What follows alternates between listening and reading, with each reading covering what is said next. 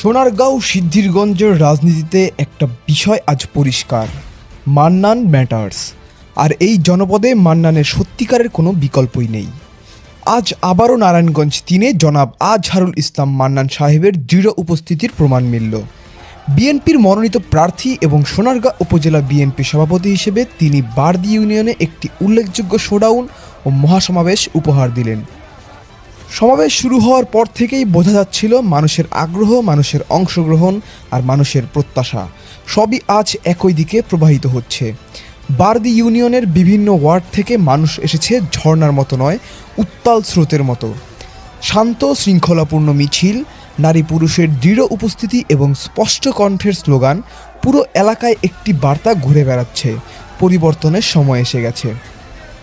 সমাবেশের কেন্দ্রে দাঁড়িয়ে জনাব আজহারুল ইসলাম মান্নান বলেন, আজকে এই বারদি ইউনিয়নে এই 16-17 বছর পরে আমরা যে একটা বারদি ইউনিয়নের মা বোনেরা এবং সকল নেতৃবৃন্দ, বারদি ইউনিয়নের বিএনপির নেতৃবৃন্দ, সাধারণ জনগণ আজকে যে একটা জনসভা করেছেন, আমি বারদি ইউনিয়নের মা বোনরা, বারদি ইউনিয়নের নেতৃবৃন্দকে, বারদি ইউনিয়নের সাধারণ মানুষকে আমার অন্তর থেকে এবং বাংলাদেশ জাতীয়তাবাদী দলের পক্ষ থেকে ধন্যবাদ জানাই। কিছু